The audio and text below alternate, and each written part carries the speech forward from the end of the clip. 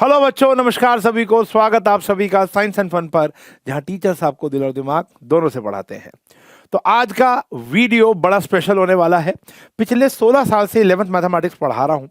यहां पर मैंने ऑफलाइन के बच्चों के पेपर्स देखकर कुछ एनालिसिस किया है। ऑब्वियस सी बात है, कुछ एक्सपीरियंस अपना झोंका है 16 साल का।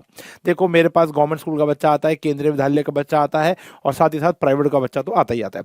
तो यहां पर तीनों स्कूल्स के अंदर एक कॉमन बात देखी जाती है कि मैक्सिमम स्कूलों के अंदर जो क्वेश्चन पेपर आता है, चाहे वो मिड टर्म का हो चाहे वो फाइनल्स का हो, वह 70% से ज्यादा पेपर जो होता है वो बेटा हमारा एनसीईआरटी ओरिएंटेड बनता है। ठीक है ना।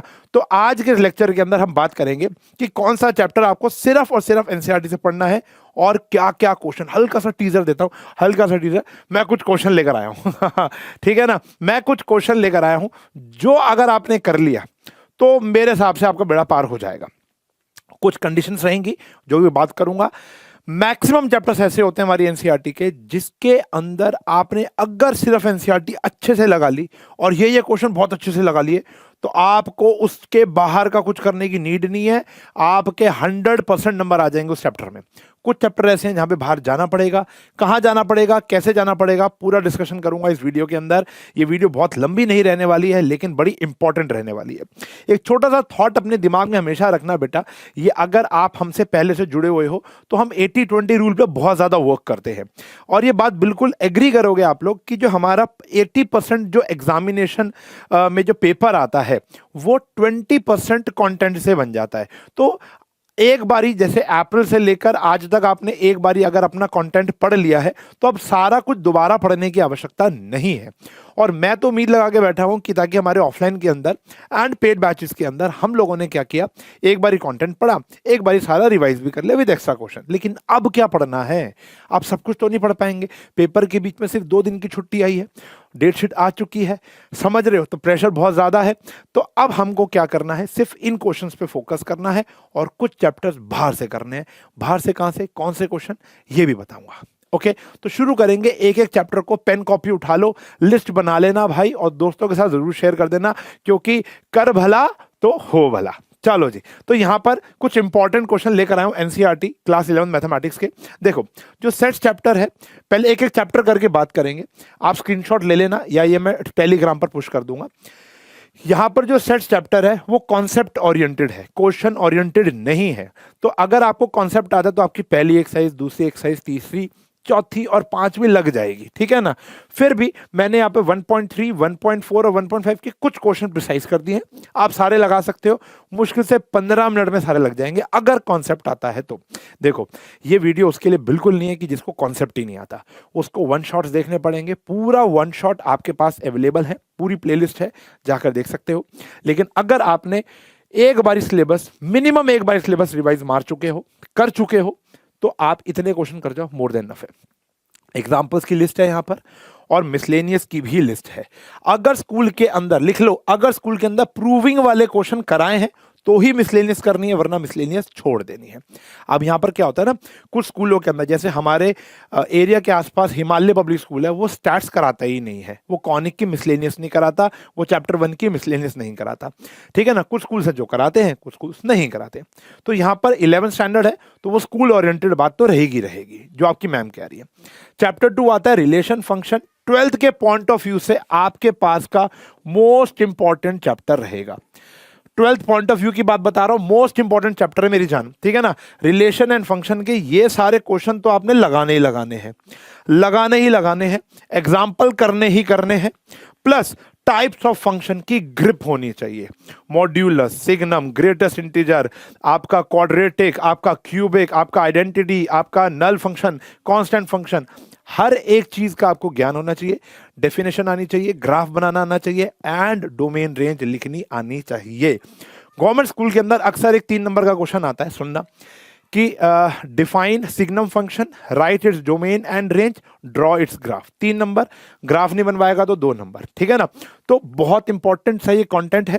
और 12th के लिए तो भैया बताया ना, आपकी 12th स्टार्ट नहीं होगी अगर आपको ये टाइप्स ऑफ फंक्शन के बारे में कोई ज्ञान नहीं होगा तो 12th के लिए भी पढ़ना है हमको ये टाइप्स ऑफ फंक्शन जो आपकी एनसीईआरटी में दिया हुआ है। ग्राफ बनाओ, मॉड्यूलस के बनाओ, मेरा वन शॉट देख लो, सब सिखाया हुआ है ग्राफ बनाना भी। ठीक है ना। ओके, तो रिलेशन फंक्शन ये क्वेश्चन लगाएंगे। खासकर डोमेन रेंज कैलकुलेट करने वाले क्वेश्चन पे सबसे ज्यादा मेहनत करनी है। Okay okay done. फिर आता है हमारा ट्रिग्नोमेट्रिक फंक्शन। ये ऐसा चैप्टर है जो एनसीईआरटी से सफिशिएंट कभी भी नहीं होता, कभी भी नहीं होता। इतने क्वेश्चन आपने एनसीईआरटी से लगाने ही लगाने।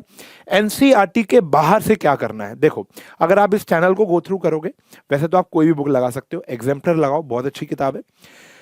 आपके स्कूल के असाइनमेंट, मेरा ऐसा मानना है क्लास 11th और 9th का बच्चा अगर एनसीईआरटी और स्कूल का असाइनमेंट लगा रहा है तो मोर देन इनफ है। लेकिन स्कूल में असाइनमेंट नहीं कराते और फिर भी बाहर से देते हैं, तो ये तो आपने करना ही करना है। एनसीईआरटी आपने मेरा चैनल फॉलो कर लेना है। इस चैनल के अंदर अगर आप जाओगे तो आपको ट्रिग्नोमेट्री के एक तो लाइव लेक्चर मिलेगा इंपॉर्टेंट क्वेश्चन का, और 2 लेक्चर्स आपको रिकॉर्डेड मिलेंगे इंपॉर्टेंट एक्स्ट्रा क्वेश्चंस के, एनसीईआरटी के नहीं, वो तो है ही है, उसके अलावा भी तो बहुत कंटेंट मैंने डाला हुआ है, वो जाकर आप लोगों ने एक बारी देख लेना है। वो बड़े इंपॉर्टेंट क्वेश्चन है मेरी जान, ठीक है ना। फिर आता है कॉम्प्लेक्स नंबर। ये भी डाइसी सा रहता है कि एनसीईआरटी से आएगा या बाहर से आएगा, लेकिन मेरा मानना है कि इसकी मिसलेनियस बड़ी खूबसूरत है। अगर आपने इसकी मिसलेनियस के ये क्वेश्चन लगा लिए तो देयर इज हाई चांस कि पेपर में 2-4 क्वेश्चन फंसेंगे, खास करके ये 11वां क्वेश्चन इतनी बारी पेपर में आया है। 11वां हो गया, 14th हो गया, 10th हो गया, एक एग्जाम्पल 8 है या 7 है, दोनों में से कोई एक एग्जाम्पल है, 7 एग्जाम्पल है, बहुत अच्छा है, जिसके हम करते हैं ना taking conjugate both side of A multiply मार देते हैं, वो वाला। तो ये क्वेश्चन इंपॉर्टेंट है। इसके बाहर अगर आपको एक्स्ट्रा करने हैं तो फिर वही चैनल देख लेना भाई, मिल जाएगा सब कुछ, ठीक है ना। एक्स्ट्रा एग्जाम्पलर पे जा सकते हैं। इसके जो एमसीक्यू होते हैं ना वो तंग करते हैं, तो एमसीक्यू आप एग्जाम्पलर से जाकर क्रैक करिए, ठीक है जी। और कोई भी डाउट आए तो अब मेरा जो अगला लेक्चर आएगा वो इंपॉर्टेंट क्वेश्चंस का आएगा, ठीक है जी। अब आपने क्या करना है, नीचे एक अगर आपको कोई डाउट है तो क्वेश्चन टाइप कर देना, वो क्वेश्चन मेरा इंपॉर्टेंट लेक्चर के रिकॉर्डेड में आ जाएगा या डाउट में आ जाएगा। लीनियर इनइक्वालिटीज बहुत चिल चैप्टर है, वर्ड प्रॉब्लम में फोकस करो, लेकिन प्रोवाइडेड आपको इनइक्वालिटी के सारे रूल्स पता हो और सॉल्व करना आना चाहिए। वो अगर सॉल्व करना आता है तो मैंने यहां पर सिर्फ इंपॉर्टेंट रखी है वर्ड प्रॉब्लम। केस स्टडी बनने का हाई चांस होता है इसका, ठीक है ना, वो बोरिक एसिड वाला इंपॉर्टेंट है। परम्यूटेशन कॉम्बिनेशन फिर बोलूंगा बेटा, एनसीईआरटी से सफिशिएंट कभी भी नहीं होता, एनसीईआरटी करनी है। अगर पेपर में इस मैम ने रैंक वाले क्वेश्चन कराए हैं तो रैंक करनी है।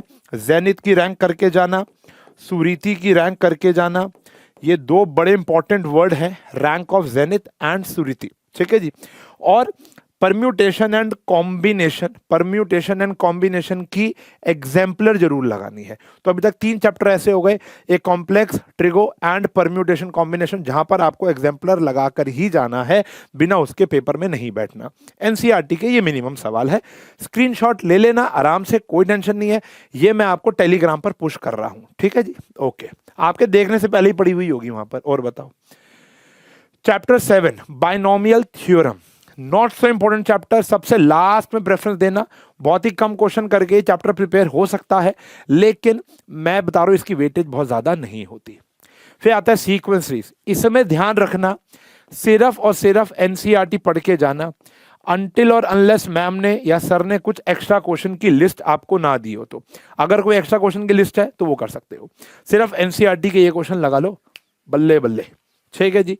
फिर आता है हमारा स्ट्रेट लाइन, ओनली एनसीईआरटी मेरी जान, ओनली एनसीईआरटी, कोई एक्स्ट्रा क्वेश्चन करने की नीड नहीं है। हाँ, अगर कोई पेपर आपको मिलता है जहां पे केस स्टडीज है, उसको देख लेना, ठीक है जी। आप मेरे को कहोगे सर केस स्टडी लेकर आओ, तो यस, कमेंट में आग लगा दो, केस स्टडीज आ जाएंगी, ठीक है। कॉनिक सेक्शन भी एनसीईआरटी से इंपॉर्टेंट है। ये सारे क्वेश्चन जस्ट फॉर प्रैक्टिस हैं, they are not important at all, practice करो काम हो जाएगा। कॉनिक में ना कुछ मतलब कुछ इंपॉर्टेंट नहीं होता, फॉर्मूला इंपॉर्टेंट है, दैट्स इट। क्वेश्चन जो भी आए हम क्रैक कर लेंगे। आखिरी के जो ये क्वेश्चन है ना, ये इंपॉर्टेंट है, ठीक है ना, ये इंपॉर्टेंट है, बाकी सब प्रैक्टिस है। मिसलेनियस अगर आपके स्कूल में कराई है तो आपको पूरी करनी है, क्योंकि इससे डेफिनेटली क्वेश्चन आएगा। लिखित में ले जाओ कोरे कागज पर, जब पेपर हो जाएगा तो कमेंट में फिर आके मुझे प्रेज भी करना है, सर आपका कहा हुआ क्वेश्चन आया है, ये भी ध्यान रखना है फिर, ठीक है ना। अगर गाली देने आओगे तो भाई तारीफ भी करने आपको आना पड़ेगा, नहीं आया तो भी आओ, आया है तो भी आ जाओ। और बताओ, ठीक है जी। मैं फिर कहूंगा स्कूल ओरिएंटेड बहुत ज्यादा होता है। 3D not so important chapter, chill मारना है, आखिरी के लिए रख देना, ये कुछ क्वेश्चन कर जाना, काम हो जाएगा। मिसलेनियस में फुल का मतलब है 4 ही क्वेश्चन है यार, मेरे को 3 अच्छे लगे, मैं कहा एक क्यों छोड़ू, चारों डाल देते हैं। लिमिट्स एंड डेरिवेटिव, देखो मैंने सिर्फ और सिर्फ बेटा लिमिट का इंपॉर्टेंट रखा है यहाँ पर, डेरिवेटिव का कुछ इंपॉर्टेंट नहीं है। अगर आपने मेरा चैनल फॉलो किया हुआ है तो लिमिट्स एंड डेरिवेटिव्स के 2 लेक्चर आए थे, एक लिमिट पार्ट, एक डेरिवेटिव पार्ट। दोनों में इंपॉर्टेंट क्वेश्चन भी थे। डेरिवेटिव का फर्स्ट प्रिंसिपल का एक क्वेश्चन 100% आएगा। तो जितने एनसीईआरटी में है फर्स्ट प्रिंसिपल के जितने एनसीईआरटी के क्वेश्चन है वो तो आपको बेटा क्रैक करने ही करने हैं। X sine x plus cos x, और जो मैम ने कराया है, और ये 12th पॉइंट ऑफ व्यू से बड़ा इंपॉर्टेंट है। 12वीं कक्षा में 32 से लेकर 35 नंबर इस चैप्टर पे डिपेंडेंट है, छोड़ना नहीं है। एक बच्ची का मैसेज आया था, वो शायद इस वीडियो को देख रही होगी, उसके पेपर हो गए हैं बेचारी के। उसका मैसेज आया, पेट बैची बच्ची थी, सर लिमिट्स एंड डेरिवेटिव छोड़ के जाऊं क्या? मैंने कहा बाकी सब छोड़ दे बहन, लिमिट डेरिवेटिव मत छोड़ियो, ठीक है जी। नंबर कम आ जाए कोई टेंशन नहीं, 12th का पॉइंट ऑफ व्यू, या अगर कल के लिए छोड़ के जा रही है तो छोड़ दे, लेकिन जैसे ही पेपर खत्म होंगे लिमिट्स एंड डेरिवेटिव के पीछे पड़ जाइए, ठीक है जी, क्योंकि 12th खराब थोड़ा ना करनी है मेरे को अपनी। तो ये ध्यान रखेंगे, लिमिट्स एंड डेरिवेटिव्स। उसके बाद stats, just for practice, okay. Probability, यहां पर भी आपको एग्जाम्पलर लगा के जानी है, ठीक है जी। तो अब कितने चैप्टर ऐसे हो गए जो आपको बाहर से करने हैं? पहला लिमिट्स, सबसे पहले आ जाते हैं। सबसे पहला चैप्टर जो आपको बाहर से करना है, थोड़ा बहुत फंक्शन बाहर से करना है, फिर ट्रिग्नोमेट्रिक फंक्शन बाहर से करना ही करना है, कॉम्प्लेक्स नंबर थोड़ा सा बाहर से करना ही करना है एग्जाम्पलर से, तीसरा permutation combination, no need to do sequence बाहर से, स्ट्रेट लाइन नहीं करना, कॉनिक नहीं करना।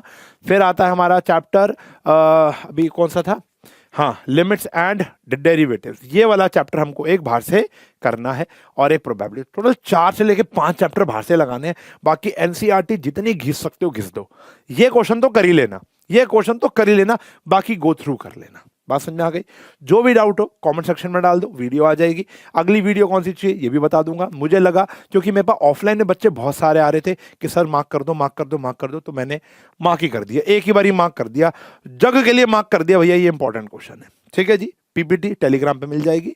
और अगली वीडियो कौन सी चाहिए कमेंट सेक्शन में बता दो। वीडियो हेल्पफुल लगेगी तो शेयर करना है, और कहीं ना कहीं इस चैनल को सब्सक्राइब तो आपने कर ही लिया होगा। मिलूंगा अगले लेक्चर में, तब तक के लिए bye bye, take care, have a nice day.